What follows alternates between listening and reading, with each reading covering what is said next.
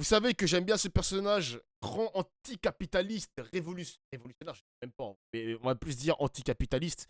Il veut briser le capitalisme avec ses méthodes. On va écouter monsieur Besancenot. Ce qui serait un gouvernement technique qui ne Besancenot. dirait pas son nom. Ça se dit Voilà, des Besancenot? images compilées par Stéphanie Zenati et Jure, Bertrand un nouveau Séguier. sub. Olivier Besancenot, il consulte Merci pour Michel le Barnier, sub, vous mon avez gars été qui bat. consulté ou pas? Bien sûr. Ouais, et alors? Bah, ça Qu'est-ce va que vous lui sans avez dire. dit? Ça n'a pas été productif. Non. Non, évidemment qu'ils ne nous consultent pas. Puis, je veux dire, au-delà de l'aspect consultation ou pas, il y a un côté mise en scène qui est presque cynique, parce que ça reste la mise en scène de ce qui reste un acte politique d'une violence terrible que je n'accepte toujours pas, et je ne suis pas le seul dans ce pays, c'est-à-dire un déni, un coup de force, un vol, le vol d'un scrutin. Le vol d'un scrutin, parce que soit on n'a rien compris les uns les autres, soit vous-même sur les plateaux télé, vous avez menti en annonçant qu'il y avait une liste qui était arrivée devant dans les projections, c'est-à-dire le nouveau Front Populaire. Soit on s'est tous trompés, vous avez tous menti, soit il y a un gros problème dans ce pays qui nous concerne tous et toutes, qui dépasse le cas Michel Barnier, en réalité, qui est notamment ce qu'on fait ou pas dans le cadre de cette République, qui a le pouvoir, si on dépend, oui ou non, du fait du prince. Voilà, et c'est un acte d'une extrême violence. Vous dites comme Jean-Luc Mélenchon, élection volée, c'est ça? Pour Oui, vous, mais l'élection pas a que été volée? Jean-Luc Mélenchon qui le dit, il y a quand même beaucoup de personnes qui le pensent. D'ailleurs, si vous regardez bien... il n'y avait pas grand monde samedi dans la rue. Bah non, bah juste... C'est vrai, tu vois, c'est ça le problème de la télévision française et les médias qui sont au service du gouvernement. C'est que, ok, le NFP est minoritaire, il n'y a pas de problème. Mais en quoi Michel Barnier est plus légitime? Il a moins de députés et il a perdu la primaire de la droite quand il y avait les législatives. Non, c'était pas les législatives, la présidentielle, je crois. En quoi il est légitime? Et ça, la télévision a raté aussi ce chapitre. Ce chapitre de leur putain de life. Ouais, Michel Barnier, il est pas aussi légitime que le NFP parce qu'il a moins de députés, parce qu'il est dans un groupe minoritaire à l'Assemblée nationale, etc., etc. Non, c'est le tapis rouge. C'est littéralement le tapis rouge de BFM TV, tapis rouge de TPMP, tapis rouge de CNews, tapis rouge même sur les réseaux sociaux. Ce pays, je sais pas comment il fonctionne, les mecs. Hein. Comment fonctionne ce pays, putain? Justement, il y avait du monde dans la rue samedi, moi, je vous le dis sincèrement, d'expérience militante. 26 000 selon la police. Non, mais alors, au-delà des querelles des chiffres, si vous voulez avoir le chiffre, vous allez à peu près entre le chiffre des organisateurs et celui de la préfecture. En général, vous avez une idée de ce qui se passe. Mais vous savez, il y a des trucs qu'on sent ou pas dans les manifestations. Il y avait beaucoup de jeunes, par exemple. Ce qui a été annoncé comme la manifestation de la France Insoumise, c'était plus large que les rangs de la France Insoumise. Tout le nouveau Front Populaire n'y était pas, donc ça reste devant nous. Mais je réinsiste sur le fait qu'il y a beaucoup d'émotions et beaucoup de colère. Ça aurait pu être simplement l'apathie qui l'emporte. Hein. Je veux dire, un sentiment de, en fait, tout ce qu'on a fait, ça sert à rien. On nous demande de voter, finalement, ça sert à rien. Mais face à la violence de l'acte, je crois qu'il y a la volonté d'une réplique. Et cet acte est violent, puisque je le redis, dans une démocratie digne de ce nom, théoriquement, la liste qui arrive en tête aurait dû avoir le poste de Premier ministre. Surtout que le nouveau Front Populaire... Au moins pour essayer, parce que David Guiraud l'a dit lui-même, Louis Boyard l'a dit lui-même sur mon stream quand il était aux The Event, il l'a dit, vous mettez au moins Lucie Casté. Si Lucie Casté se fait censurer, bah c'est le jeu démocratique et puis on passe à autre chose. Mais il était convaincu, et je pense que tous les membres du NFP sont convaincus qu'elle n'aurait pas été censurée. Elle n'aurait pas été censurée, Lucie Casté. N'a pas fait cette offrande à Emmanuel Macron qui consistait à ne pas trouver de nom de Premier ministre. Avec Lucie Castet, il y a eu un nom qui a été trouvé. Par ailleurs, quand Lucas a été posé sur la participation de la France Insoumise à un gouvernement, Jean-Luc Mélenchon a fait cette proposition-là. Donc, en réalité, on est face à ce coup qui, quand même, nous pose tous et toutes beaucoup de questions. C'est-à-dire, soit nos cartes d'électeurs sont démagnétisées, elles ne fonctionnent plus, ça ne marche plus. Soit la prochaine fois, qu'ils nous envoient carrément des cartes de fidélité dans les boîtes aux lettres plutôt que des cartes d'électeurs. On aura à choisir entre la Macronie et la Macronie, puisque c'est ça dont on nous parle. Et quand j'entends dire, en prime de tout, qu'éventuellement, même au sein du gouvernement, ceux qui étaient en place refusent de sortir, on va peut-être même avoir, en gros, un remaniement gouvernemental. Mais c'est pas sérieux. Écoutez ce qu'à votre place, Jean-Pierre Raffarin, l'ancien Premier ministre. Il est chaud.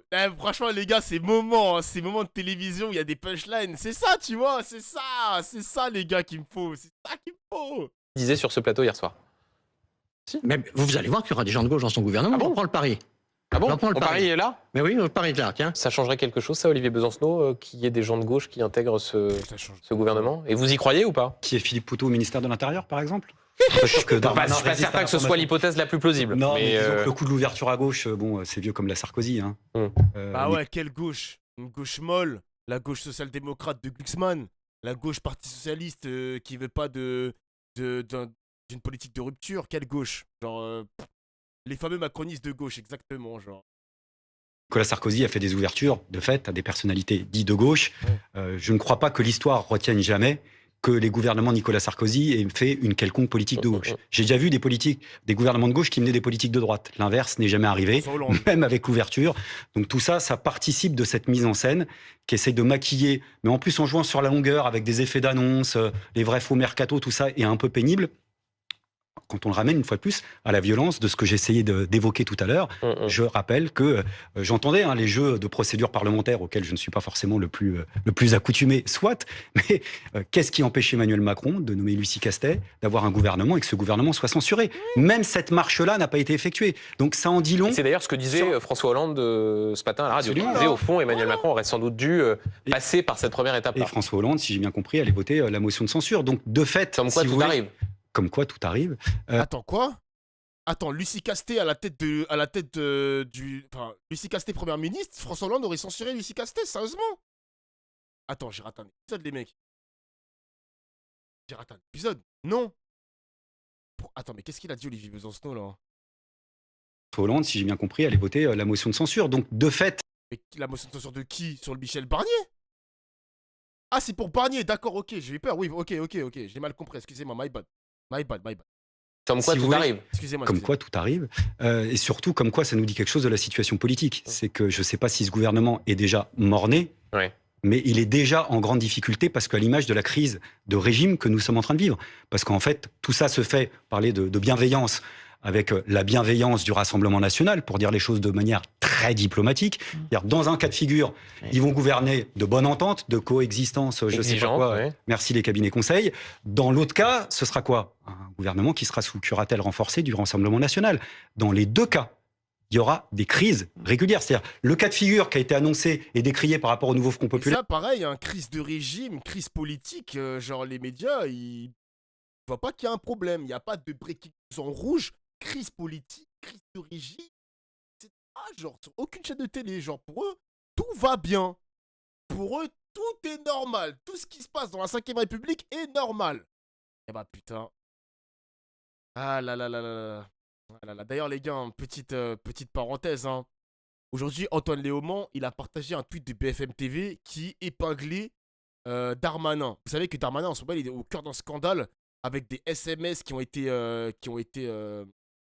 montrer le truc avec le PSG, etc. Bref, il y a tout un bordel autour de Darmanin qui date d'il y a quelques jours.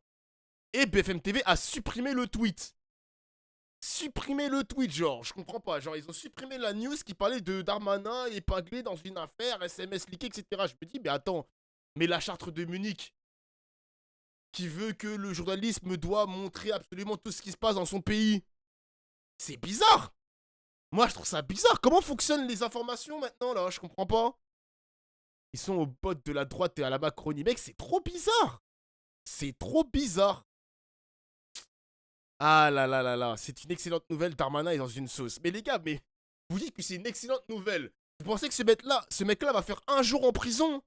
Vous pensez que ce mec-là va payer une amende? Vous pensez que ce mec-là va être inéligible? Mais jamais de la vie. Bienvenue en Macronie. Bienvenue en Macronie, ils se protègent toujours. Ils se protègent entre eux, exactement. Si, non mais toi t'es tellement naïf, gros. Si tu penses vraiment, je pense que j'ai plus de chances de mourir. Je vous le dis, j'ai plus de chances de mourir que de voir Darmanin en prison. Elle est pertinente, ma comparaison? Est-ce qu'elle est pertinente, ma comparaison? Pour nous rappeler, pour ceux qui n'avaient pas imaginé qu'en effet il n'y avait pas de majorité absolue, va se reposer là. Donc de toute façon, on est dans un bourbier, on est dans une situation bloquée qui touche, je crois, au fondement de la 5ème République. Moi, si j'essaie de m'extraire un peu de la situation immédiate, j'y vois comme une réplique d'un premier événement majeur qui a été une grande secousse qu'on a vécu au moment de la mobilisation sur les retraites, où on a vu que les rouages de la 5ème République, au-delà de ce que j'en pense, n'arrivent même plus à assumer un minimum de stabilité pour les classes dominantes. Donc une situation bloquée, soit on la débloque par le haut, soit on la débloque par le bas. Mais par le haut, ça peut être aussi la volonté d'une partie des classes dominantes de se dire, en effet, la 5ème République n'est plus, on va en faire une, mais encore plus autoritaire. Et quand on regarde un peu Quel est le profil politique de M. Barnier? Il incarne ce que moi j'appelle un libéralisme autoritaire, qui a une histoire, qui date des années 1970. Pas vraiment un libéral, Michel Barnier. Comment? C'est pas vraiment un libéral, Michel Barnier. Bah, écoutez, Il est sur les autoritaire. questions économiques, il a été quand même de la Commission européenne. Oui, justement. D'ailleurs, c'est plus le régulier. Rassemblement national, qui C'est n'arrêtait celui pas qui a le plus d'envoyer régulé les banques. des boulets en permanence sur la Commission de Bruxelles, je leur souhaite bien du courage. Il a été... Mais alors, juste- c'est pas des libéraux, le RN. Encore une fois, moi, je me Wesh. sens social-démocrate, j'ai pas adhéré au Wesh, c'est quoi ce montage? programme du Nouveau Front Populaire.